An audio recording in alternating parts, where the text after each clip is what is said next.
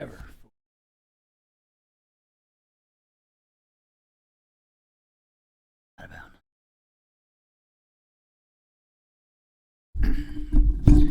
We'll get there. Surely, we'll get there.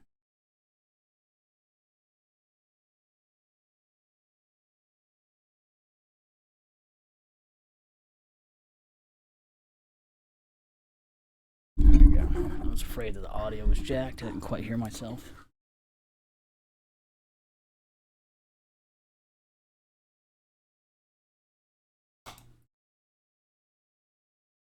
All right. So I've done this a few times now. Um, Unlike a lot of my streams, I feel like I kind of do this one a little bit more for myself, if that makes any sense. I was kind of doing these little reading reviews. Oh, there's a hair across my camera. I saw it. That was so weird. I do these kind of reading reviews for on YouTube. I really like doing that. I really found to reading a lot here lately.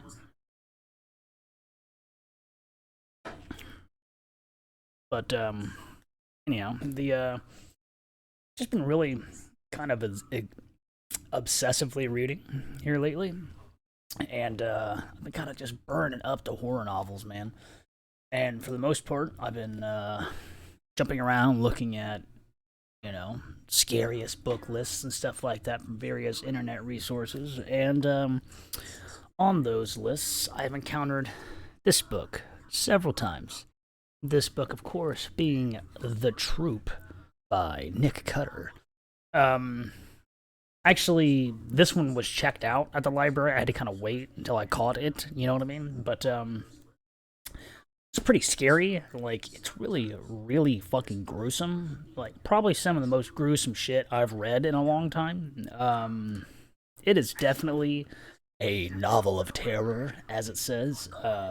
This one actually I thought was kind of cool. This one has a little thing on the top by Stephen King. It says, "The Troop scared the hell out of me, and I couldn't put it down. This is old school horror at its best. Not for the faint-hearted, but for the rest of us six puppies, it's a perfect gift for winter night." That definitely surmises the vibe of this fucking book, dude. It is really extreme, and some of the crazy horror stuff. Like some of the internals compare it to like Lord of the Flies, which it's definitely there. That the author talks about the Lord of the Flies not necessarily being inspiration, but being a book in his life that built off of da da da da da. There's two quotes right at the beginning, which I think are kind of funny. It says, "Adults are obsolete children" by Dr. Seuss. Immediately under that, "This head is for the beast. It's a gift." The Lord of the Flies. I don't know if you guys ever read The Lord of the Flies. I read it not too long ago. It was actually really good.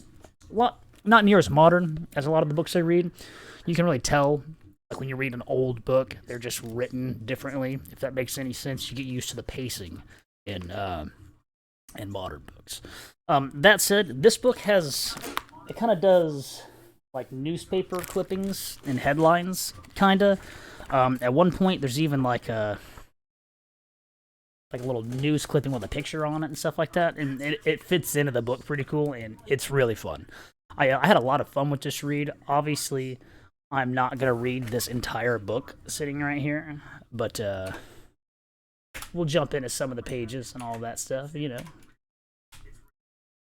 to drop that band hammer real quick. You guys know how it is. It's one thing to drop and do a self-promo thing. You guys are more than welcome to jump in the chat. I will put your fucking links right down on that show. Like, I'm super down for repping everybody. But, that shit, that bot stuff, that's not my life. Anyhow. Take a quick sip. And, okay. I meant to follow up. On, some of the other readings that I've done, I did some at the beginning, and then I jumped towards the middle. That would give away a lot in this particular book. This book, let's say, runs forward, and in the whole grand scheme of things, it's not the kind of book that you could jump around in and read, because it would give good points away. Magic Tay, what is up? Oh, why didn't I do the shout out right there? What's happening, Galaxy? How you guys doing today? Let me hit you guys with these retweets real quick, and we'll actually try to knock this out real quick. I usually kind of goof off at the beginning, just for things like this, hoping that there'll be some shout outs, and also, obviously, all kinds of goofy stuff can happen when you're trying to set up your streams. So I always kind of goof off for a few minutes at the beginning of the stream before I actually really start doing the thing, just because it gets so funky sometimes right at the beginning. Won't let me. What is the fucking deal? I don't know what happened. Twitter's acting funky.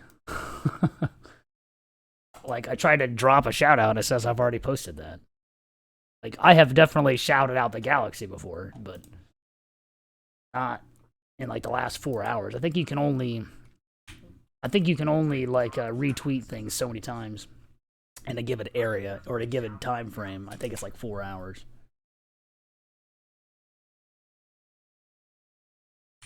I'm not entirely sure, but it popped up and said, oops, you'd already said this.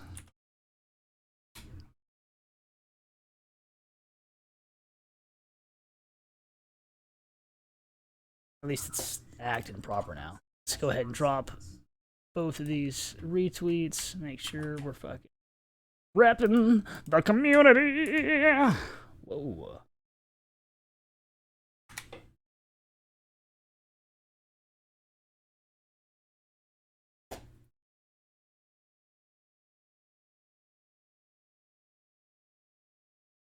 Anyhow, we got that shit. Sorry about that. I don't know what the hell happened to Twitter, but here we are.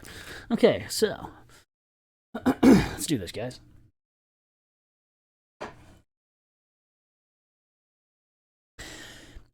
That's so funny.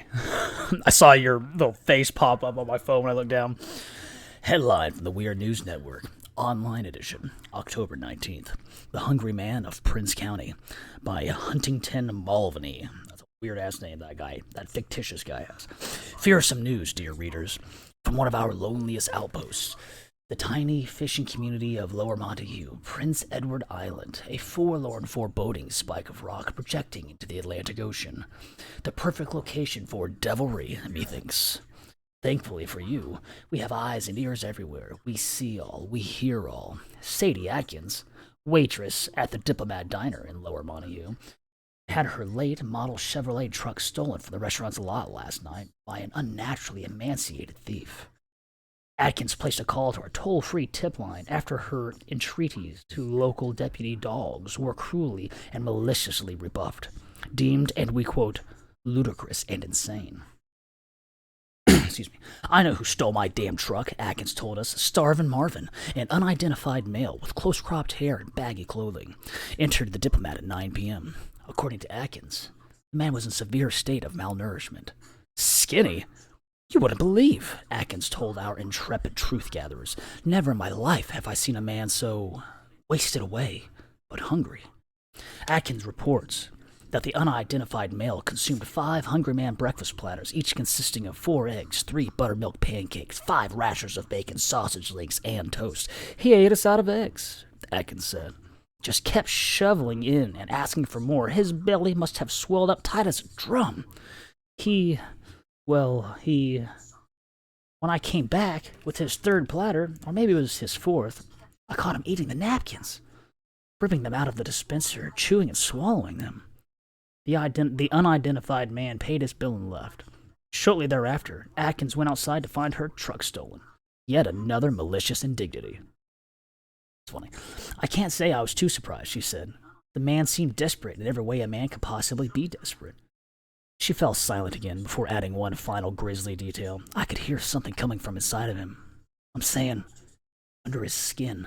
I know that sounds silly. The unidentified man remains at large. Who is he? Where did he come from? The people who know, and long-time readers know who we're talking about. The government, the Secret Service, the Templars, the Illuminati, the usual shady subjects aren't forthcoming with info. But we're beating the bushes and scouring secret files, investigating every legitimate tip that arrives at our tip line. Something evil is afoot in the sleepy Prince County. No man can be that hungry. If you like this article, you may also enjoy. Also, Arsel, did you hear that? Also, enjoy. Cheeseburger kills space alien. Beelzebub captured by GIs in Iran. Hellspawn baby runs amok in Tupelo. El Chupacabra drains toddler's blood in public park. It's like, it's supposed to be one of those fucking, little goofy magazines. Anyhow, eat. The boat skipped over the waves, the drone of its motor trailing across the Gulf of St. Lawrence. The moon was a bonefish hook in the clear October sky. The man was wet from the spray that kicked over the gunwale.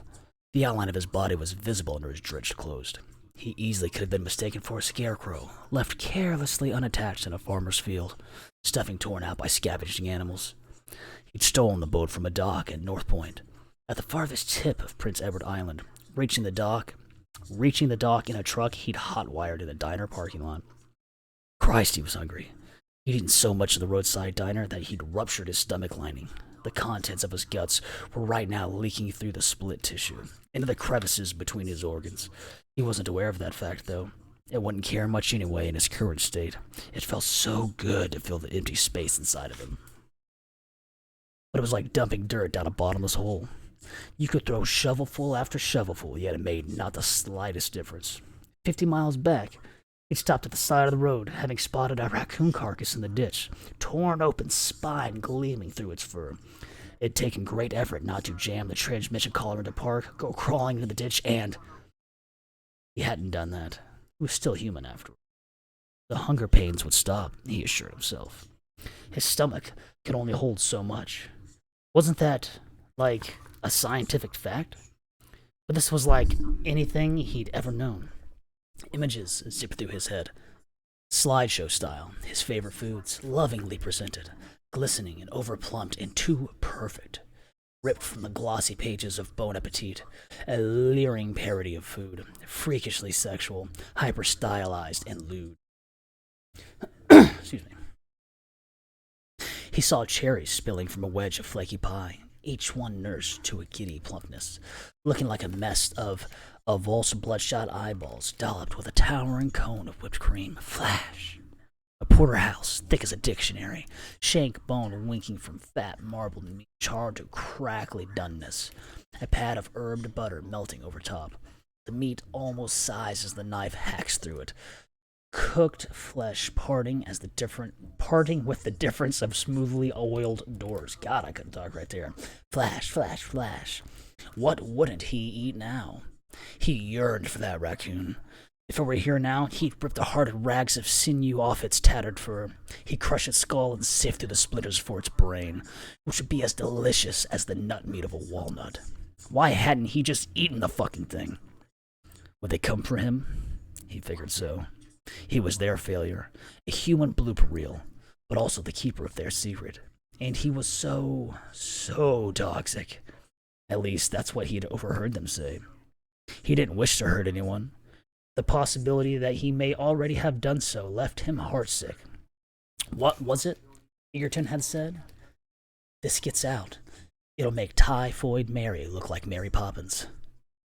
He was not an evil man. He'd simply been trapped, and had done what any man in his position might do. He'd run. And they were coming for him. Would they try to capture him, return him to Egerton? He wondered if they'd dare do that now. He wasn't going back. He'd hide and stay hidden. He doubled over, nearly spilling over the side, hunger pains gnawing into his gut. He blinked stinging tears out of his eyes and saw a dot of light dancing on the horizon. Island? A fire? It's another one of those, like, excerpts. National Resources Canada Geographical Survey Report. Falstaff Island, Prince Edward Island. Situated 15 miles off the northern point of the mainland. Highest point 452 meters above sea level. 10.4 kilometers of circumference. 2 beachheads. One on the west-facing headland, one on the northeastern outcrop. The granite cliff dominates the northern shore, dropping some 200 meters into a rocky basin. Terrain consists of hardy bush grasses, shrubs, jimson weed, staghorn sumac, and lowland blueberry. vegetation growth stunted by high saline content in the island's water table, topsoil eroded by high winds of precipitation. Home to thriving avian, marine, mammal, reptile, and insect life, pelicans, gulls, and other seafowl congregate on the northern cliffs. Chief stocks, salmon, cod, bream, sea bass. Sea lions bask off the island in the summer, drawing pods of orcas. Small but hardy indigenous populations of raccoons, skunk, porcupine, and coyotes. These specimens are likewise smaller and leaner than their mainland counterparts. Single winterized dwelling. Government owned and maintained, acts as an emergency shelter, or to host the occasional educational junket, absent of full-time human occupation. Take a quick sip.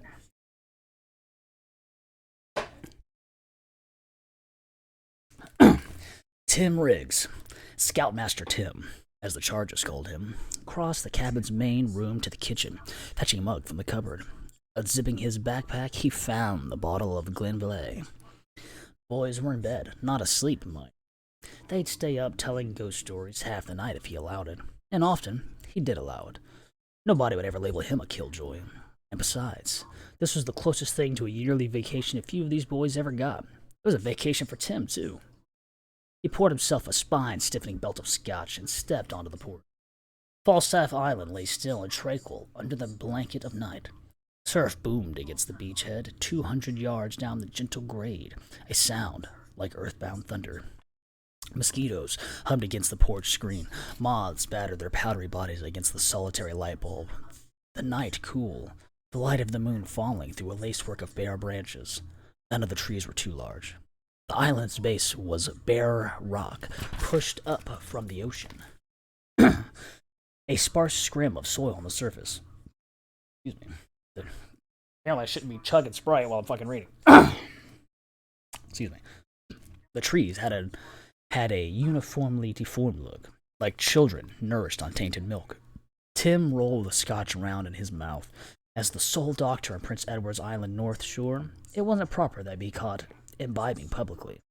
But here, miles from his job and the duty it demanded, drink seemed natural, essential even.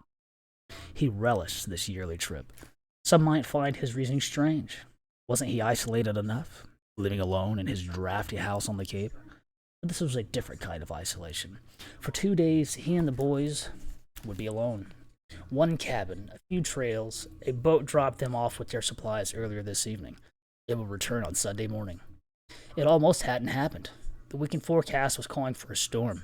Weather reports had it rolling in off the North Sea.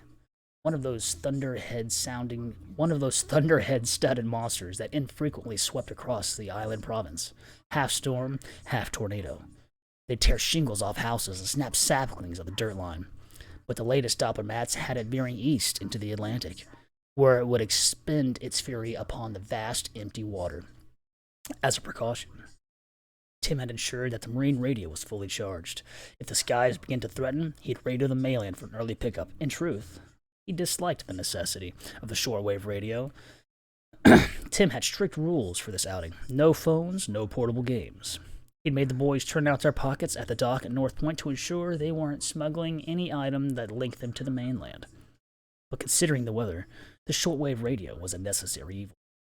As the scout handbook said, always be prepared. A bark of laughter from the bunk room. Kent? Ephraim?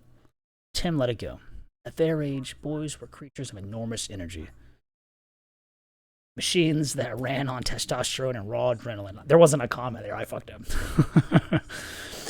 He could barge in there, shushing and tut-tutting, or reminding them of the long day ahead of them tomorrow. But why?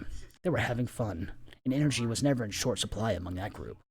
Fact was, this trip was as necessary for Tim as it was for his charges. He was unmarried and childless, a situation that at 42, in a small town harboring precious few dating prospects, he didn't expect to change. He'd grown up in Ontario and moved to PIE a few years after his residency, buying a house on the Cape, learning how to string a lobster trap. See, I'm making a genuine effort, and settling into the island rhythms.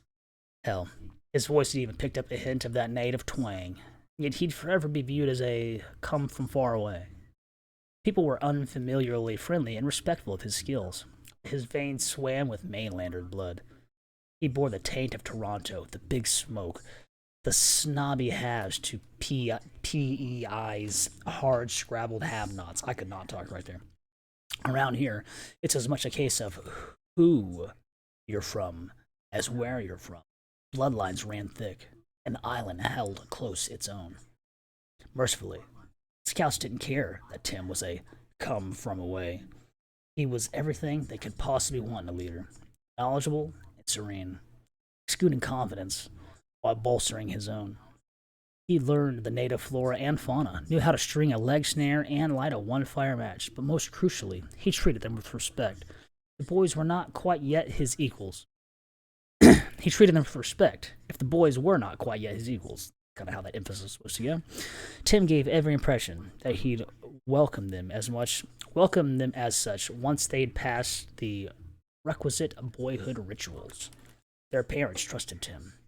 Their families were all patients in his practice in North Point.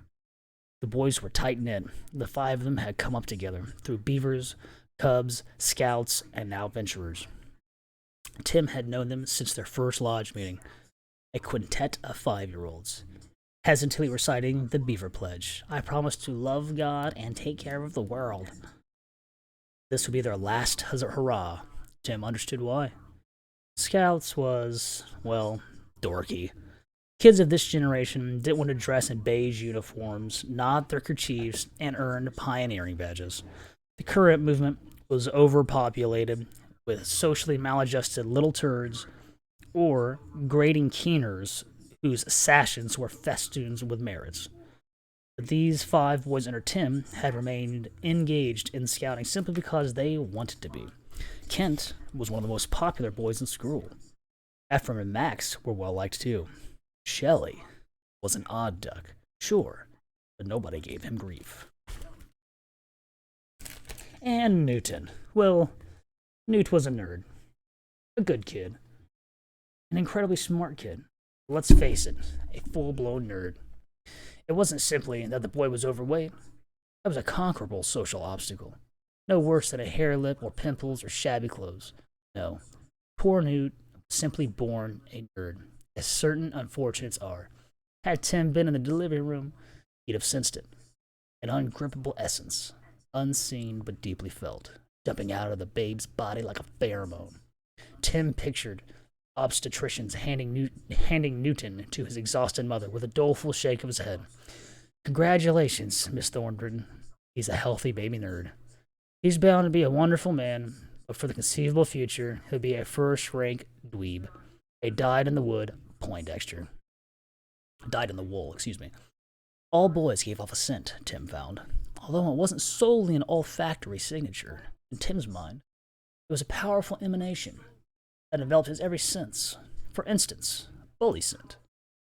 Critic, adrenal. Sharp whiff you get off a pile of old green fuzzed batteries.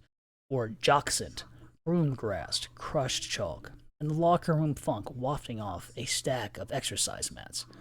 Kent Jenkins pumped out jock scent in waves. Other boys, like Max and Ephraim, were harder to define.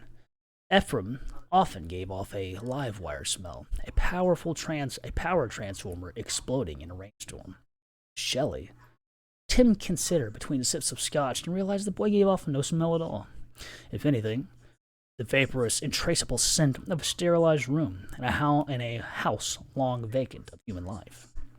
Newton, though, stunk to high heaven of nerd, an astringent and unmistakable aroma.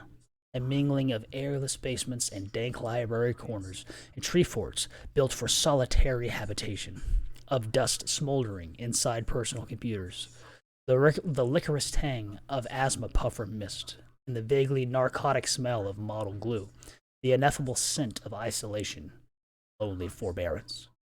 Over time, a boy's body changed, too. His shoulders stooped to make their owner less visible.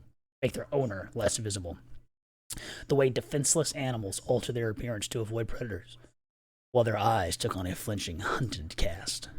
Newton couldn't help it. A trait burdened to his DNA helix, inescapable from his other attributes, which, Tim gloomily noted, were numerous, but not valuable at his age. Newton was unfailingly kind and polite, read books, and made obvious attempts at self-betterment, the equivalent of an air raid siren blaring in the tranquil neighborhood. Nerd alert, nerd alert. Yeah, that's right. I fucking went for that. Yeah. Tim felt incredibly protective of Newton and was saddened by his inability to help. But an adult protecting a boy only opened the boy up to further torments. Tim stepped down from the porch to turn off the generator. Mosquitoes zeroed in. He felt them at the back of his neck like drunks at the bar set to guzzle their fill. He slapped them as he walked around the back of the cabin, his fingers brushing the log wall for balance. He drank that scotch too fast. Excuse me. Here they come, the mosquitoes, alighting on every bare inch of skin, sinking in their proboscis and injecting itchy poison. He stumbled upon the generator, barking his shin on its metal housing, fumbling for the switch while swatting at the hovering bloodsuckers. After an increasingly distracted search, he paused to wave what felt like a massing sheet of insects. He thumbed it off. The porch light dimmed. In the new darkness, the mosquitoes seemed to multiply exponentially. Tim felt them everywhere, their bloodless legs dancing on his flesh, the maddening whine of... Yeah, I don't know how I got fucked up with there. The maddening whine of their papery wings filled his ears. I just super lost my place. I don't know how the fuck that happened. He slapped wildly, barely tamping down the sudden yelp that rose in his throat. A semi-solid wall pulsed on every side. A buzzing, biting, poisonous shroud. In his ears, tickling his nose, fretting at the edges of his eyes. Bloodthirsty bastards! Grasping blindly for the door, Tim flung it open and staggered into the screened-in porch. He slapped himself down the way a ranch hand whaps the dust off after tumbling from a horse, relishing the soft crumple of the mosquitoes' bodies. Tim let out a ragged exhale that ended on a mirthless laugh. His hands were sticky with pulped insects. He thought about Gulliver, tied down by thousands of little people, a scene that had never stirred fear in him until now. The prospect of being beset by thousands, millions of tiny assailants was actually quite terrifying. In the new silence, he heard a steady drone rolling across the water. The sound of an outboard motor. An emergency on the mainland? No. Someone would have radioed him first. He went inside and checked a shortwave radio. It gave off a low hiss that indicated a functioning frequency. Outside, the motor's burr intensified. Tim lit a Coleman lamp and sat on the porch. He clawed at the whitened bumps on his neck, wrists, and hands. A shiver rolled up his legs and through his gut, which clenched painfully as goose flesh broke out on his arms. He laughed, a confused goose-like wonk, and smothered his hands over his skin, which was pebbled with orange rind. His bladder tightened with piss as the pleasant Scotch taste soured in his mouth. It is a fact that cannot be denied. The wickedness of others becomes our own wickedness because it kindles something evil in our own hearts. That's a nice one. I like that. Carl Jung. Undergrad psychology. Jung. I don't know how you say that guy's name. We actually have a Carl Jung or Jung book, like we had rented or bought from the library a couple of years ago. I think he does synchronicity stuff. I could be wrong. Jung, Tim would later conclude, was a blowhard and a crank anyway. His theories were of limited value to a small-town GP whose day-to-day consisted of administering flu shots and exercising ingrown nails from the toes of wind-burnt fishermen. As such, Tim had forgotten the name of Jung's book and the name of the professor who taught it. But the quote came to him whole cloth, the words leaping from a dark cubbyhole in his memory. The wickedness of others becomes our own. Tim Riggs stood on the screened patio, vaguely uneasy for no reason he could lay a finger on. The wind called a mordant note through the sickly trees while other less explicable sounds scraped up the beachhead toward him, waiting for the unknown wickedness to arrive. Sprite! Eat. Dark. So dark. Empty. Before there had been light, he'd been following it, moth to a flame. Now it was gone. Just this insane, eye-clawing darkness and the hunger. The man clawed up a stony beach, skidding on the water-smooth pebbles. The rocks were slick with cold, snot-like algae. He scooped it up and shoveled it into his mouth, sucking the dark green strings through his lips like a child slurping egg noodles. There, skittering along, its exoskeleton glossed in the moonlight. Sand crab. His hand closed over it. Its ocean coldness wept into its flesh and stuffed it between his lips. He felt it dancing along his tongue with its hairy little legs. He bit down. A gout of salty goo squirted into his mouth. Its pincer nipped the tip of his tongue in a death spasm, bringing a penny-bright taste of blood. He swallowed the twitching bits convulsively, the spiny exoskeleton tearing into the soft tissues of his throat, which felt so thin now. Nothing but a fleshy drain pipe. The skin stretched tight as crepe paper over his esophageal tube. A path materialized. Tamped down through the waist-high grass, a black-bodied spider sat on a blade of grass. He pinched it between his fingers before it could get away and ate it up. Very nice. Very nice. Succulent. He squinted. A box sat angled on the hillside, its shadow tilting against the shapeless night. Its geometries were too perfect for it to be anything but man-made. A feeble pinprick of light emanated from it. You guys ever hear about the Gurkhas? Ephraim Elliott's face hovered in the flashlight's glow, like the disembodied head of a sideshow oracle. The other boys lay propped up on their elbows, listening intently. Check the time real quick. They're these elite soldiers, right? From Nepal. Little guys. 5 foot tall. Munchkins, practically. Crazy buggers. They're trained from the time they're infants to do one thing and to do it well. To kill. The Gurkhas are crack shots with a rifle. They can peg the pawing off a bumblebee's ass at 100 yards. They are masters with their Hercules, too. A long, curved knife, which they keep wicked sharp. They can split a human hair with their knives. Split it into thirds. Seriously, F? Said Newton Thornton, his pillow-messed hair sticking up in tufts. You bet, Ephraim said soberly. What hardly anyone knows is that a plane load of Gurkha warriors went down off the coast. They were on their way home after a very hairy mission. Trench warfare, heads spiked on sticks, that sort of thing. These guys were driven half crazy by the blood, right? The government of Nepal would probably have locked them up in a funny farm so they wouldn't kill and maim anybody. But they never made it home. The plane went down over the ocean right here. Shelley Longbury listened intently. The usual gray of his eyes, which most often resembled chunks of dry ice, were now hard and bright with interest. Ephraim said, They can't even be here. This island. It's isolated, quiet. Hardly anyone comes to Falstaff Island except for the odd fishermen or, well, us, the scouts of Troop 52.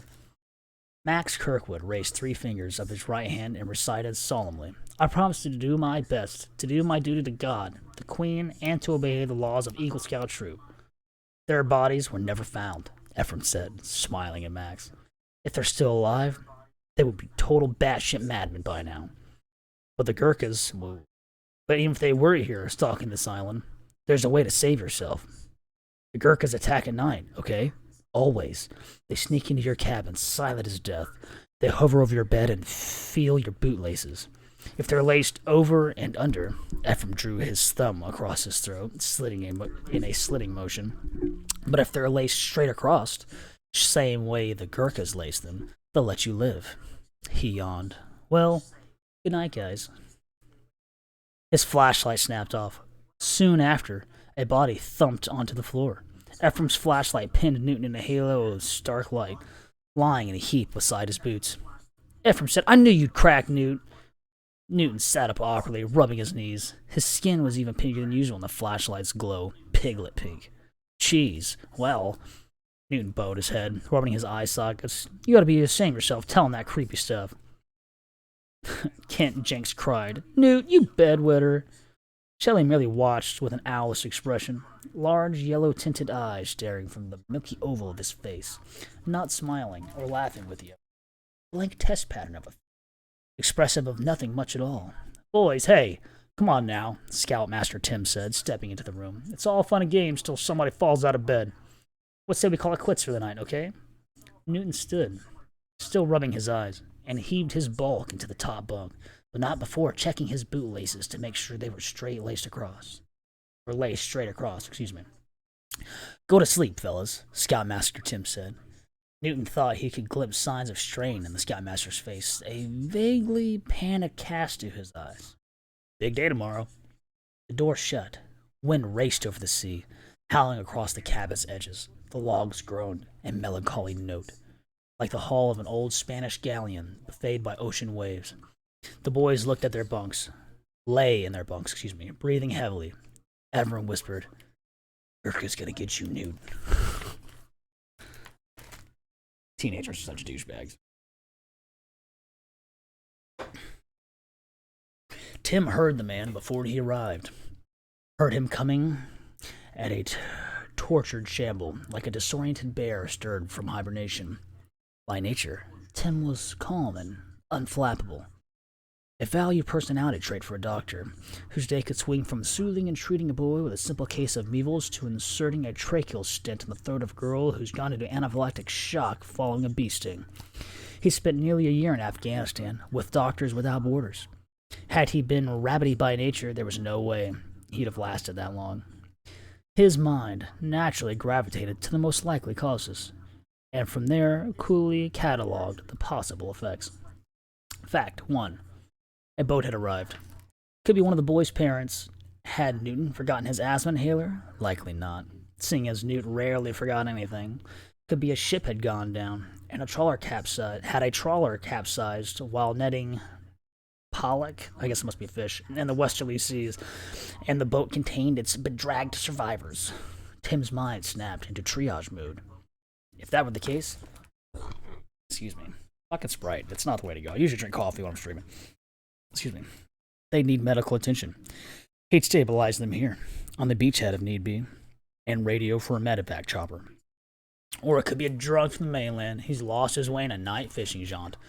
Unlike the drunks in Tim's hometown, who'd hit the flesh pits once their bars shut down, the good old boys around here hit the water, slewing across the ocean in open motor skiffs, bellowing like bulls as they skipped across the water. That, or they drop a fishing line and low cycle the motor, trawling at a leisurely pace.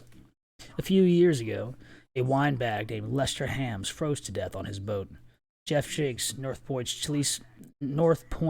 chief of police, discovered Lester 7 miles off the Cape, skin crystalline with frost like a piece of unwrapped steak in a freezer. His ass ice-wadded to the sea, a pair of frozen snot tusks poking out of his nostrils. Lester's boat was still puttering along. Before long, it would have hit the tidal chef and be carried out to sea. Tim pictured his frozen corpse bumping along the shore of Greenland like a grisly bit of driftwood. Polar bear giving a curious whiff. Whoever it was, Tim was sure he or she posed little threat. 99% sure. Fact 2. He and the boys were on an island over an hour from home. No weapons other than their knives, blades no longer than 3.5 inches as outlined in the scout handbook, and a flare gun. It was night. They were alone. Tim eased the porch door open with his boot. It issued a thin squeal, like a rusty nail pried out of a wet plank. He edged around the cabin, heartbeat thrumming in the veins down his neck. Mosquitoes wet themselves in his bedding sweat. He should have brought the lamp, but a signal broadcasting from deep in his reptile cortex said no light. Don't make yourself visible. Unsheathing his buck knife, he pressed it flat along his thigh. His sensible self thinking, this is ridiculous. You're being idiotic, totally paranoid. But the primal and instinctive part of him, that part ruled by the lizard brain, issued only a mindless buzz like a hive of Africanized bees. Wind howled along the earth, attaining a voice as it gusted around the rocks and spindly trees, a low, muttersome sound like children whispering at the bottom of a well. It whipped up the back of Tim's legs, icy tongues chilling him to the core. He squinted at the tree line, sensing something, the shadows coalescing to attain a certain weight and permanence. A shape materialized from the tangled foliage. Tim inhaled sharply. By the light of an uncommonly bright moon, he beheld a creature stepped fully formed from his blackest childhood nightmares, a rotted monster who dragged itself from the sea. It wasn't much more than a skeleton, lashed by ropes of waterlogged muscle, its flesh falling off its gray bones, laced-edged rags. It lumbered forward, mumbling dully to itself. Tim's terror pinned him in place. The thing shambled through a shaft of moonlight that danced along the tall grass. The light transformed the nightmare into what it truly was. A man, so horrifyingly thin it was a miracle he was still alive. Tim stepped from cover without thinking, driven by his instinctive urge to offer aid. "Hello, are you all right?" The man turned his brightly burning gaze on him. It was a gaze of mindless terror and desperate longing. But what really spooked him was its laser-like focus. The man clearly wanted something, needed it. The stranger shuffled closer, pawing down the buttons of his shirt, running a squeaky hand through his greasy pelt of hair. Tim suddenly understood. The man was making token offers to render himself presentable. "Do you have anything to eat?" "I might," said Tim. "Are you here alone?" The man nodded. A quivering string of drool spooled over his lip, hung, snapped. The skin was stretched thin as crepe paper over his skull. Capillaries wormed across his nose, over his cheeks, and down his neck like river routes on a topographical map. His arms jutted from his t-shirt like tinker toys. The skin was shrink-wrapped around the radius and ulna bones, giving his elbows the appearance of knots in a rope. The man said, "Are you alone?" It was safer to let the stranger think so. "Yes, I'm doing some geological surveys." The man picked up a handful of coarse soil and stuffed it in his mouth. To Tim, it looked like an involuntary reflex. Same as blinking your eyes. "Whoa, hey, you don't have to eat that," Tim said, struggling to maintain his calm. "I have food." The man smiled, a death's head grimace. His lips were thin, bloodless fillets. His gums had receded severely, making his teeth look like yellowing tusks clashing inside his mouth, dark soil lodged in their chinks. "Food. Yes, so nice, thank you." As a doctor, Tim had dealt with human form in all its revolting variations. He'd emptied colostomy bags, seen throbbing tumors pulled out of stomachs, but this man was sick in some unnatural way that Tim had never encountered. It sent a spike of pure dread down his spine. "Unclean," his mind yammered. "This man is unclean." Man's stink hit Tim flush in the nose, a high, fruity reek with an ammoniac undertone. Ketosis. The man's body was breaking down its fatty acids in a last-ditch effort to keep its vital organs functioning. When burnt, ketones release a sickly sweet smell, the desperate reek of a body consuming itself. The stench coming out of this man was like a basket of peaches rotting in the sun. Tim tried not to inhale, certain that it would trigger his gag reflex. The man swooned, equilibrium failing, and Tim impulsively wrapped a steadying hand around the guy's waist. He reared back. When his hand slipped under the man's shirt over his stomach, he'd felt movement. Something stirring in his skin. "That's absurd," he told himself. "It was just gas. Maybe even a section of herniated intestine. God only knows what's wrong with him." Despite these rational protestations, that's an odd one, he couldn't shake the feeling it lingered on his fingertips, a sly flex beneath the skin, as though something had reacted to his touch before settling again. The man shuffled toward the cabin and its burning lamp with moth-like determination. His moonlight glossed eyes were a pair of blown fuses screwed into a fleshless mask of a face. Tim stuck his arm out, palm up, stopping him, a purely instinctive gesture. He didn't want this man in the cabin with the boys. Not yet. Maybe not at all. "Wait a second. Hold your horses," he said, addressing the man as you might a hyperactive child. "Are you lost? Do you even know where you are? I've never seen you around." The man pushed his body against Tim's palm, rocking slightly so the pressure intensified, slackened, intensified again. Tim got the sense that the man knew it must have revolted Tim, the fluctuating contact, the man's skin weeping oily sweat like the residue on an ancient crankcase. Tim laughed as though there was all a joke, some weird misunderstanding. There was a brittle glass snap edge in his laughter that transformed it into a loony cackle. "I'm lost," the man said. "Lost and unwell. Just tonight. I'll leave in the morning. Please, feed me." "Do you have a family?" Tim couldn't explain why this seemed crucial. Was the man missed by anybody at all? "Is anyone looking for you?" The man only repeated himself. "Just one night. Food, please." Tim debated leaving him. He could bring food out, let him feed in the woods. His word choice puzzled him, yet he felt it was right. This wasn't a man who wanted something to eat. This was a man who needed to feed. Tim could restrict the boys to quarters, even eliminating all contact. Leaving the man out here went against just about every tenet of the Hippocratic Oath, but an aspect of good doctorage was triage. You couldn't save anyone. Sad fact of life. So you save the youngest, or the ones with the best hope of survival. Please. The man offered the most wretched smile. Could Tim possibly leave him alone and starving a few feet outside the cabin? Could he live with that stain on his soul? No. He could figure this out. He must take every available precaution, but it could be managed. The man's eerie 1,000-yard smile persisted. Was this some kind of ailment Tim was unfamiliar with? A wasting away disorder? Or just a commonplace malady run amok? You do exactly as I say, he told the man in his no BS GP voice. If you don't, you can't come inside. The man's body butted Tim's palm, the hardness of bone through the thinnest veneer of flesh. To Tim, it felt like a plastic tarp draping a pile of shattered bricks. Come on, then. Kind of half-assed running out of time, or where I was planning on stopping or whatever, but I don't know if I'm going to get to the nitty-gritty holy shitty. We'll find out. Tim instructed the man to lie on the moth-eaten Chesterfield and retrieve the lamp from the porch. The man looked worse in the lamplight, his skin washed of the pigment.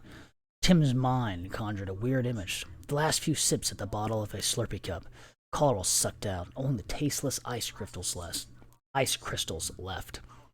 The guy's pants were inexplicably cinched with an orange extension cord. How much did he used to weigh?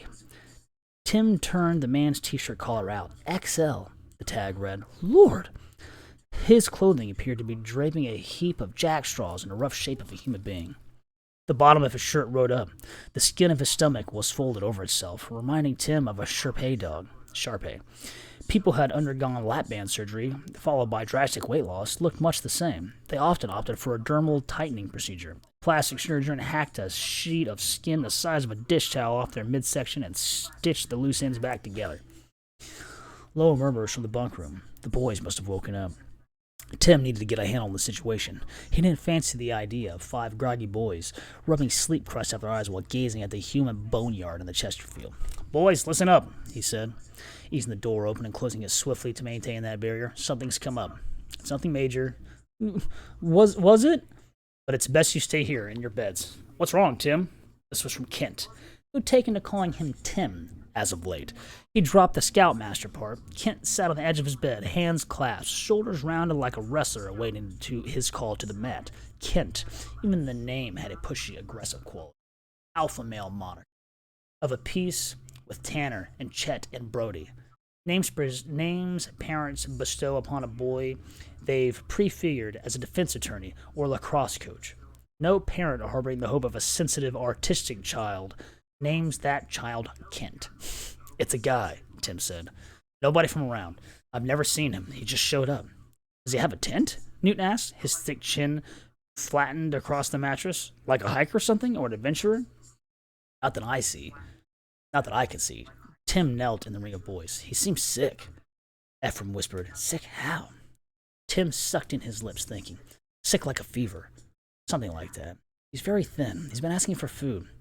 Maybe he's a Gurkha, said Shelley, the words hissing between his teeth. He's not a Gurkha, Tim said, jaw tight to hold back a mounting queasiness. The man's funk was seeping under the door, perfuming the room with its rotten peach stink. It could have been a lot of things, okay? Could have been some other country, some other part of the world, picked up a virus and carried it back with him, Kent said. What you call the mainland, Tim? Tim gritted his teeth so hard that his molars squeaked in their gum beds. Yes, Kent. I've thought about that, and yes, I'll do it. In the meantime, I need you boys to stay here. Is that clear? You don't need any help? No, Kent, I don't, Tim went on. I'm a doctor, yes? I'm this guy's best chance right now. But we don't know what's the matter yet. So this is the safest place for you. Tim opened the door. The frail light of the lantern fell upon a quartet. I thought that said quartet. I said quintet the first time, quartet this time, fuck me up. Tim opened the door. The frail light of the lantern fell upon a quartet of pinched, anxious expressions, all except Shelley, who stared listlessly at the canopy of cobwebs on the ceiling. He closed the door. debating a moment, then tilted a chair and jammed it under the doorknob. Tim crossed the main room to shortwave radio and clicked through the frequencies in search of the mainland emergency band. All he had was a tricked-out medical kit with a few more bells and whistles than your standard wilderness survival kit, items plucked from his own private stockpile. But if he radioed it in, they could send the medevac chopper in from Charlottetown, and the man staggered up, careening toward Tim like a sailor on a storm-tossed boat. With one swift motion, he ripped a shortwave radio off the table, raised it above his head, and brought it down. It smashed apart in a squeal of feedback. A string of sparks popped inside the busted casing, issuing forth gouts of stinking electrical smoke. The man brought his foot down on it, stomping with crazed strength. Tim put his arms out to stop him, tipping the lantern over and extinguishing the flame. He grappled with the man in the dark. It was like wrestling with a bag of snakes or steel cables coated in granular grease, cold, oily, and revolting. God damn it, stop! The man snarled. A cruel silver sound that ripped through the dark like a bandsaw blade. He coughed something up. Wet warmth splashed Tim's face. Tim squealed thinly. He couldn't help it, and wiped furiously at his cheek. The man's body suddenly, in fact, went slack. Tim fought the urge to drop him, the way you might a fat, smeared tackling dummy. Plop. Unclean! Unclean! The bunkroom knob squeaked, followed by a sequence of jarring thumps as the door shuttered against the chair. Tim pictured Kent hammering his shoulders against it, aiming to splinter to pieces. Tim! Open this door! Navigating clumsily in the dark, Tim guided the man back to the Chesterfield. He felt around for the lamp, found it, relit it. Fetched the medical kit. He tore open packets of sterile wipes and furiously swabbed down every place the man had touched him, specifically his face. Whatever he'd spat up lingered on Tim's skin. He could feel the dissipating sting, his flesh flushed red as if it had been slapped. Tim, Ken bellowed, open this door right now. Stay inside, Tim yelled. Screeched, more like, his voice elevating to a key-kettle-like shriek. Try to open that door again, Kent Jenkins, and I'll make damn sure your father hears about him. Kim's sullen footsteps retreated. The bedstring squealed as he slid back under the covers. Tim filled a hypodermic needle with 100 milligrams of doxylamine. The man's veins were easy to locate. A rail yard's worth of blue tubes snaked at the crook of each elbow. After the injection, the man's breathing normalized. Greenish matter oozed out of the side of his mouth. Is that what he'd spit up? Had he actually been eating rock slime? Algae. Okay, it's just algae. Algae's not infectious. Algae's just gross. Tim's hand dropped to the man's stomach. He felt it again. Subtle movement, like an adder resettling itself under a warm blanket. It's just peristalsis. I'm not sure what that word means. The man has a severe blockage in his intestines. All you're feeling is a protracted flex as he tries to pass whatever it is. Tim's testicles drew up. He swooned with some unexplainable fear, his belly packed with cold lead. Who was this man? What in God's name was the matter with him? Why the hell he thought it right or appropriate to let him in here? Private hospitals can refuse treatment if a person's condition is deemed a threat to others. What in God's name had he done? Turning a cabin on an isolated island into a trauma ward? He reached for the man's t-shirt, guided by a horrible impulse. Pull it up. But even his morbid sense of curiosity resisted it. He didn't want to see. Not now. At night, alone in the dark. Except he wasn't alone, was he? He swung the lamp toward the bunkroom door, the chair still wedging it shut. It's okay, Tim said, after moving the chair aside and stepping softly inside with the boys. Please go back to sleep. Who is that? Kent's voice had fortified its thunder. Forfeited, its thunder. He asked as a boy who was scared and too far from home. Like I said, a stranger. Someone who needed help. So I'm giving it to him. I don't know where he's from. He couldn't even give me his name. He could barely talk. He's asleep now. Tim saw his answer only intensified their worry, but found it impossible to offer anything more concrete. It was like one of those TV medical dramas where the patients roll into the ER with mysterious ailments. The toe-headed, T-O-W-headed. I don't know what the fuck that means. The toe-headed boy who weeps tears of blood, the high school prom queen whose head swells up like a beach ball, and only the brilliant pill-popping MD can suss it out, a hairline rip in the aqueous humor. The remains of a parasitic twin residing deep in the thalamic folds. Problem being, Tim was just a small town sawbones, unremarkable, and generally unambitious, none of which had been a problem until now. Max said, "Well, how sick is he?" Tim found it difficult to meet their searching eyes. Fact was, he had no earthly idea that he was the adult here, the authority, moral and otherwise. And it was his responsibility to tell them something, if only to allay their fears, even as his own mounted. He seems manageable, guys. I've seen worse. This lie came so smoothly that it shocked him. We'll get him to a hospital and let them deal with it. The radio? I can't see right now, Tim told Efren. It may be broken. Kent said, how did that... It's out... He got here in a boat, okay? If we need to get back to the mainland, we'll take that. Now, go to bed. Tim turned and shut the door. The man breathed tortuously off to his right. His face radiated an unearthly light all its own, as if his veins ran with phosphorus.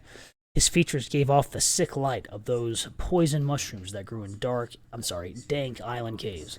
An image came to Tim, plucked from the deepest recesses of his memory. A man's face in a parking garage. Tim's mother had taken him grocery shopping. He was 5. The underground lot was nearly empty. They passed a huge cement stanchion, the load-bearing ones that kept the supermarket from collapsing, burying them under shelves of cream corn and frosted flakes. A shape leaned against it. A pile of water-fattened trash bags. The pile stirred, shifted, and a face materialized. Tim told himself today that the man must have fallen prey to the commonplace decays, drinks, drugs, and disease. But his younger eyes, his boyhood eyes, had seen something else entirely. The man's face had been black, but that was not its birth color. It was the lumpen, withery, rotted black of a banana forgotten in the bottom of a fruit bowl. Had he touched this face, Tim was certain his fingers would have sunk into it. The man's nose looked as though it had been subjected to enormous pressures, or else eaten away by something. A caved-in pit above his lips, which were cracked and bloated and coated in unknowable glaze. Tim's breath had locked in his lungs. His upflung eyes finding his mother, who was obviously scared too, a fact that deepened his own fear. The man had been sick in a way that didn't seem possible. Nothing on this earth, not disease, nor the elements, nor the tortures of humankind could do that. He looked like a man who'd been abducted by a vengeful alien race, who'd done terrible things, reduced him in some unspeakable way, then delivered him back to Earth in order to examine how the rest of the species would react. He's seen hell, was Tim's childish thought. Worst of all were the man's eyes. Always the eyes, wasn't it? A calm, ongoing shade of brown. And the most awful part of it was something continued to live in them, because normally there'd be nothing, right? Defeated and foggy, unthinking, to match the body. But these eyes harbored a remote intellect, a keen awareness, which was the scariest part. This man had to confront the devastation of his body. He was cognizant of his own ruin. How could he possibly cope with that? The man didn't ask for anything, he simply watched. Those coolly considering eyes socked in the tragedy of a face until they passed from sight. As he remembered this, the veil of disquiet that had settled over Tim shifted, and something terrible peered through from the other side. The squirrely, squealing face of Terrell, the man's nightmarish face. Then it was gone. Tim slipped into an easy sleep. Sometime before dawn, and without quite realizing it, he rose out of the chair and stumbled to the cupboards. What time is it? Almost 10. Honestly, I gotta call it a wrap here, like, really fucking soon, because I got shit to do at 11, I gotta get ready. How long is this next little spot? We'll read until the next little break. We'll call it a wrap. Appreciate you guys stopping in, you know. I enjoy doing this stuff. I appreciate you guys stopping in and spending some time, man.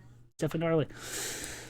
News items from the Montague PEI, Island Courier, October 21st.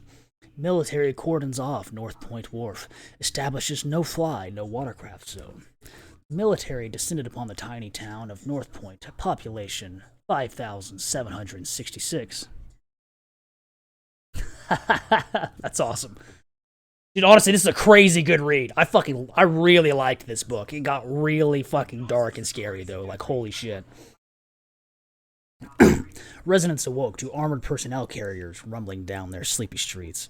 It chewed right through the pavement, said Peggy Stills, owner of the Island Cafe on Main Street. The street's full of holes. The convoy made its way to the North Point dock. A barrier was swiftly erected, encompassing the waterline and outlying areas. A pair of Apache helicopters were spotted sweeping the waters off North. Shortly after 10 a.m., the official dispatch was released, stating that traffic on the waters north of the island was strictly prohibited. A message was sent over the emergency nautical broadcast channel alerting watercraft. The waters off North Point are trafficked by commercial fishing vessels and the occasional ocean liner. Requests for information from on-site military personnel were rebuffed. The courier has attempted to contact a military press agent. At this point, the reporter's calls have gone unanswered. The boys rose with the drowsy half-light of dawn. The moon hung in its western altar like the last melancholy guest at a dinner party who was too lonely to leave. None of them had slept well. They'd heard Scoutmaster Tim come inside with the man. The man hadn't spoken, but they could smell him. A syrupy foulness, like the juice at the bottom of an amusement park trash can. As the Scoutmaster busied himself beyond the bunk room door, Kent had sat up on his elbows. "I better check it out." Kent Jenkins always had to check it out. Maybe no difference what it happened to be. Kent was suffused with the unshakable conviction that things would be better if he intervened. As if, by dint of his presence, the situation could come under control. He'd been this way since Beavers, and because Kent was bigger and carried an air of prepossession, he could come off as menacing. The other boys typically bowed to his will. It was the same at school. Kent was the kid who'd butt in front of you at the water fountain, literally butting a solid hip check to send you flying, saying, "I got cuts," with a chummy backslap, his voice a full octave lower than anyone else's. The boy who grabbed your sandwich off your wax paper your mom wrapped it in, take a humongous bite, and go, "You mind?" Flecks of egg salad sprang between his lips. He wasn't truly mean-spirited, though. Max thought of him as a Saint Bernard, big and slobbery, a bit dumb and oblivious to his own strength. But his heart was usually in the right place. Kent consistently threw down these gauntlets, though, and dared you to run them. Most days it was easier to surrender your spot in line or a bite of sandwich. Lately, Kent had been testing how far he could challenge adults. He'd raise his hand in class, grinning similarly while asking the teacher, "Are you sure?" He started to call teachers by their first names, too. It wasn't Mr. Really in the homeroom anymore. It was Earl. The boys were waiting for the day when Kent saw it in the teacher's lounge, took a bite of the gym teacher's lunch, and said, "You mind, George?" When Kent had gotten out of bed and crossed the bunk room to the door, only Newton had spoken up. "Better not, Kent." The Scoutmaster, "Shut up, Flapjack." Kent had shot back so casually that you couldn't even call his tone dismissive. More like how you'd shush a yappy dog. "If I wanted your opinion, I'd..." "For real, bro," Ephraim said. "Don't go out there." Kent blinked, his head cocked in an inquisitive angle. Ephraim was the only boy who worried him. There was something a bit crazy about Eph. This jittery powder keg quality that made Kent uneasy. "I'll give you a run reason why not." Ephraim just said, "Because." "That's it. That's the reason. Because." "Yep," Ephraim had said. "Thanks, Eph," said Newt. Ephraim said, "Shut up, pork chop." Next, Scoutmaster Tim had entered the bunk room and told them that their asses better remain in bed. Soon after came the commotion. The stranger's scream, followed by a scuffle, a crash, and the acrid smell of smoke wafting into their room, mingling with the sweetly rotten stench. Kent had leapt out of bed, attacking the door with savage shoulder butts. It wouldn't budge, but Kent kept flinging his body at it, the way he always did, hurling his unthinking bulk at any obstacle with the ironclad surety it'd eventually buckle. He'd only quit when the Scoutmaster threatened to tell his father. Kent stepped away from the door, breathing like a bull, his wide-set and faintly bovine eyes reflecting dull, smokeless hate. Around 4 in the morning, Newton had sat bolt upright in bed. He'd been awoken by the noise of cupboard doors opening and slamming shut. Next had come crunching sounds, monotonous, plodding, softly, grinding. "Max," he'd whispered. "Max, you awake?" "Go to bed, Newt." Max sat from the bunk below, his voice so thick with sleep that his words ran together. "Go to bed, Newt." Newton had been shocked that Max and others were able to sleep with those smells and awful noises beyond the door. Maybe Max was just pretending to sleep to avoid talking about them. Maybe he thought sunlight was a cure-all. Hours later, sunlight filtered through the sap-yellowed window, sparkling the dust motes that hung in the stagnant air. The boys, I suppose it's supposed to say dust mites, but said motes. Motherfucker, how are there so many fucking bots hitting my shit?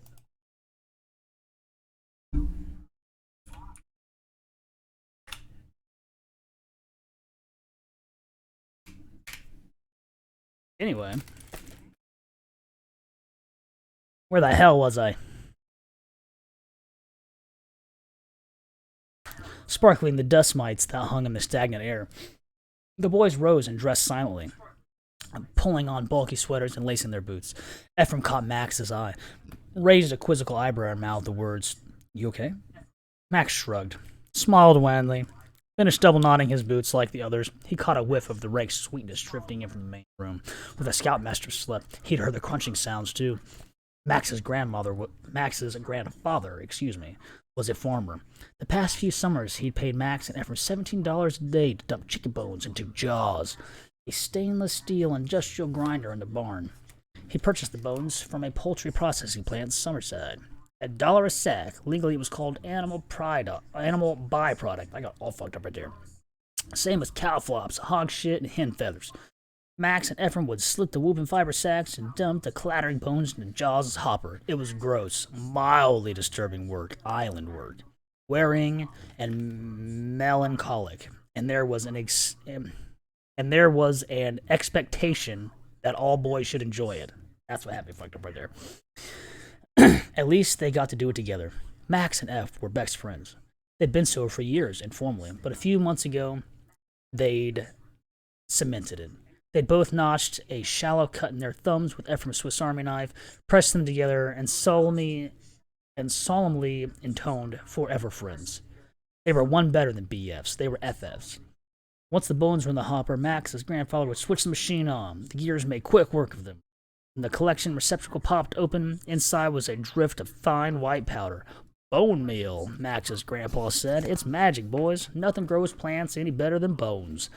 Hearing this, Max wondered why farmers didn't plant potato fields over cemeteries. The answer had dawned on him before long. Last night, laying quietly in bed, Max wondered if Ephraim was awake too. Was he hearing those crunching noises? If so, was he thinking what Max was thinking? That it sounded like tiny, brittle bones pulverized between the steel teeth of Jaws.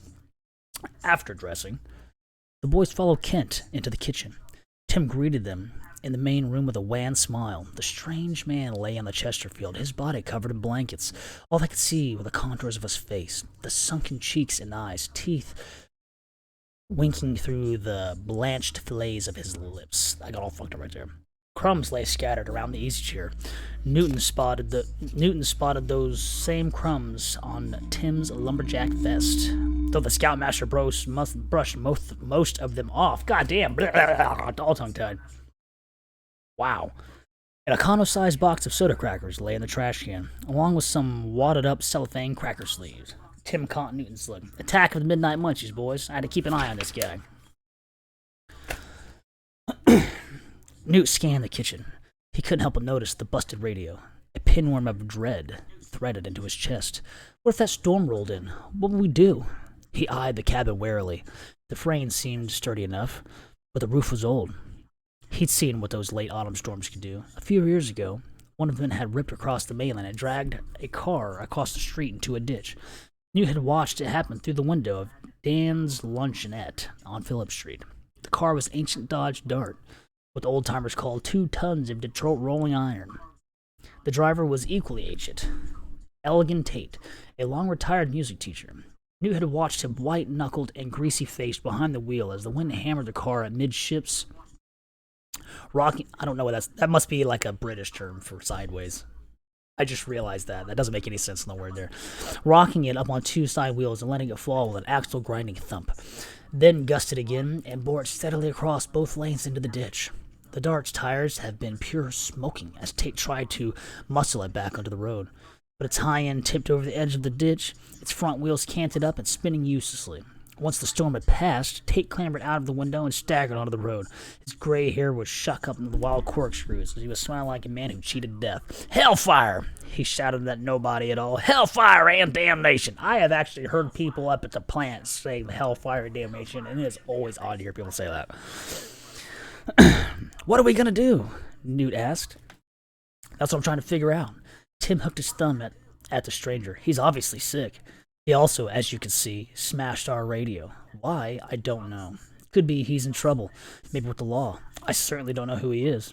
"What about his wallet?" Ephraim said. "I checked. Tim's hands Tim's hands groomed each other, an occasional and an unconscious, that's where I got fucked up, gesture, one hand washing the other. His pockets are empty. He looks empty, Shelley said softly. The boy's eyes kept flicking to the man, then just as quickly away. Newt threw his entire head back at the very sight repelled his gaze. He probably didn't look like that all his life, said Kent. Of course not, Tim snapped, annoyed at Kent's unalloyed disgust. As a precaution, I've tied his arms and legs. Who knows what else he'd decide to bust up.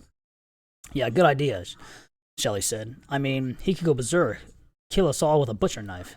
Tim glanced at the tall, slender boy with the blank gray eyes, his brow furrowed, and he said, I have something to ask all of you. I want you to be honest. I won't be angry. Tell me, did any of you bring a phone? Newt said. You told us not to. I know what I said, Newton. But I happen to know that teenage boys don't always do as you're told. He looked at Ephraim. What about it? Ephraim shook his head. I thought about it, but... Shit! Tim hissed, pushing the word through his teeth in a burst of pent-up air. He tasted a weird sweetness, I don't know this word either, a saccharine tang on his tongue. Listen, boys, we're going to be fine, really. This is unexpected is all. My only concern is that this guy needs medical attention in short order. I don't have the proper equipment. You said he came by boat, Kent said. Tim had already been down to the dock at sunup. The boat wouldn't start. The spark plugs were gone. Could this man have unscrewed them and what? Thrown them into the sea? Hidden them somewhere? Why do that? There's a boat, yes, Tim said, for now. All of them are canties by the look of it. You know how small it is. We can't all ride back in it. A few of us could, said Kent. We could tell my dad what happened. Kent's father was Lower Montague's chief of police, Big Jeff Jenks, a towering 6 feet 7 inches and 250 pounds of prime law enforcement beef. Most afternoons, he could be spotted behind the wheel of his police cruiser, looking, Tim thought, like an orangutan stuffed to a kitchen cupboard, circuiting the town. If anything, his face reflected sadness, perhaps to the fact that God had him a body so big and strong that he considered it a cosmic insult that he couldn't put it to use on deserving criminals. But he picked the wrong jurisdiction. The closest thing to a felonious mastermind in Montague County was Slick Rogers, the local moonshiner, whose hillside sills occasionally exploded, burning an acre of scrubland. You guys are going on your wilderness trek as scheduled. You were going to be trekking solo anyway as part of your merit requirements, so just fend for yourselves and navigate your way back. No help from me. That's crazy, Tim! Kent stabbed one finger at the stranger. We need to neutralize the threat. One of his father's pet phrases. Or else. Kent trailed off, the words locking up in his throat. Tim dropped a hand on Kent's shoulder. The boy's eyes narrowed in that instant. Tim was certain he'd brush his hand off. When that didn't happen, he said, What we need to do is remain calm and proceed with the established plan. But it's all different now. The plan is fucked. A shocked grasp from Newton. Nobody ought to speak that way in front of their scoutmaster. Tim's eyes took on a hard sheen. His hand tensed on Kent's shoulder, fingernails dimpling the fabric. Close, but not quite a claw. Scout law number 7, Kent, repeat it. Kent warmed to Tim's grip. His eyes held a bruised hangdog cast. A scout, Tim said softly. Go on, tell me, a scout? Newt said, a scout obeys. Quiet, Newt, said Tim. Kent knows this. A scout obeys, Kent said. Each word wrenched painfully from his mouth. What does he obey? He obeys his scoutmaster without what, Kent? Without question. Even if he gets an order he does not like, he must do as soldiers and policemen do. He must carry it out all the same, because it is his duty. And after he has done it, Tim continued, he can come and state any reasons against it, but he must carry out the order at once. That is discipline. Tim forfeited the grip. Kent stepped back, rubbing his shoulder. Tim pointed to a pair of walkie-talkies on the table. You get into a jam, radio me. We've done plenty of orienteering together, right? This won't be anything new. It's a nice morning, no foul weather in today's forecast. No other boy spoke against Scoutmaster's plan. Nobody wanted to be there in this cabin with that. They were all too happy to invoke that particular license of boyhood. The one that stayed and let the grown-ups handle it. Events that seemed overwhelming and terrifying to their boyish brains were dispelled like so much smoke when the adults took over. Adults were fixers. They were solvers. Boys still trusted Tim, even Kent. So they would depart into the crisp autumn sunshine, their lungs filling with clean air. They would wrestle and run and laugh and enjoy their freedom for this strange responsibility, whatever it entailed. When they returned, everything would be fine. They sincerely believed this because, up until that very point in their existence, it was a fact that had always held true. It truly had been Tim's intention to go with them, but he needed time to figure out what the hell was the matter with this man. The fact that spark plugs were missing was an additional worry, and not only because it cut him off from the mainland. What kind of a man would incapacitate his only method of escape? A criminal? A hunted man? Perhaps. Or a man on an extinction vector. Oh shit, what's up guys? Thanks for stopping in, everybody. Once the boys had left, he'd go down to the ocean, roll up his pants, and search for those damn plugs. Anyway, the boys were resourceful. The island was safe. There were more hazards on the mainland. Pellet guns, dirt bikes, slick Rogers. They'd hike a few hours, complete their trailcraft requirements, and be back in time for supper, by which time he'd have this mess sorted out. He, too, believed in the power of adults. Tim didn't feel quite up to a hike today anyway. He shot a quick look at the man on the Chesterfield, hoping the boys didn't catch the quiver in his eyes. The spot where the man coughed in his skin burned with an edgeless heat. He pictured it eating right through his skin, a gaping hole in his neck, the glistening connective tissues of his jaw, iron fillings winkling in his molars, and shook his head, dispelling the image. Could be he was coming down with something. A fever? Starve a cold, feed a fever, right? Yes, definitely a fever. He picked up one of the walkie-talkies. After a short deliberation, he gave it to Max, ignoring Kent's miffed look. He gave the boys a curt salute. You've got your marching orders, dog faces. So yeah, there's like one little excerpt. I'll go ahead and read that. But other than that, I'm going to call it after these next 2 pages, guys. I really appreciate you coming in, but I have shit to do, adulty stuff to do at 11. I got to get ready and stuff like that. From Troop 52, Legacy of the Modified Hydatid, which is a word, like a flat word, by the way. As published in GQ magazine by Chris Packer. The Hungry Man, Patient Zeroid, Typhoid Tom.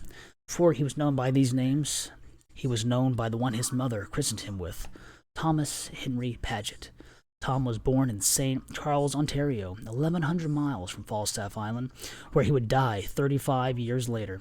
Birth records from St. Charles general show that Tommy was a healthy 9.5 pounds at birth. He was a chubby baby, says his mother Claire Paget. Chubby kid, chubby teenager. I take him shopping in the Husky Boys section at the Hudson Bay. She sits in her kitchen, leafing through a photo album. Her boy lies frozen in time under the laminated pages. Sitting in the tub as an infant, his mom, working baby shampoo into his hair. Halloween as a toddler, dressed as a giant pumpkin. So, yeah, it does say giant pumpkin. I thought I said great. I thought I fucked up. Tom had an open smile and unruly red hair. In one photo, he is captured holding building a sandcastle at the beach, his stomach hanging over the band of his swim trunks. He was a good eater, Claire Paget said, as a kid anyway. Then he got older and the shame set in. He didn't like being big. Kids, right? They find the easiest soft spot and pick at it. Claire Paget looks nothing like her son. It strikes this observer that she may subsist entirely upon Players' light cigarettes. She chain smokes them ruthlessly, lighting each fresh soldier off the ember of the dead. For hers, about drop the fucking book. For hers is a flinty, chapped elbow leanness, a body belt for a mean utility. Tough kid, she says of her son. Some boys thought that because he was fat, Tom must be a marshmallow. But he could defend himself. After Tom busted a few boys' noses, the wisecracks about his weight stopped. As cunning as those schoolboy taunts, God, I got fucked up, had been, her son had been treated far more cruelly in death. Consider his media-given nicknames. The Edible Man, Mr. Stringbean. Consider his legacy as the man who could have kick-started a toppling domino contagion worse than the Black Plague. Consider the fact that Dr. David Hatcher, head of the Center for Contagious Disease, memorably labeled him a runaway biological weapon. Tom Paget had been badmouthed by scientists and politics worldwide. For what? For being a pawn? For aligning himself with Dr. Clive Edgerson? Who earned his own nickname, Joseph Mengele 2.0. I honestly don't know what that's supposed to reference. For being The kind of scratch-ass petty criminal who might actually accept Edgerton's offer? No.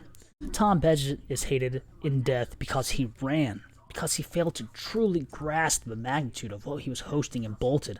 But mainly, Tom is hated for the perception that he may have somehow thought he could prevail over the monster lurking inside of him. Tom Paget is hated for his ignorance of the fact that he was dead on his feet well before he reached Falstaff Island. His body just hadn't gotten the memo yet. I guess some people must find it funny that Tom was a fat kid. Claire Pitcher smiles. There's not a drop of humor in it. Yeah, I guess a certain type of person could find that deliciously ironic, considering how things came out in the wash. So, we almost hit 50 pages right there. Page 45, in fact. I have already read this book. It gets really fucking scary in honestly short order from where we're at. The book, of course, being The Troop by Nick Cutter. I don't want to give anything away. That's why I didn't jump around, and I realistically just read straight from the beginning on this particular read. Really, really, really good fucking book, you guys. Really nice descriptive writing. Lots of insightful little tidbits as the book runs on. And dude, when it gets so fucking dark, it's probably one of the darkest, most ruthless books I've ever read.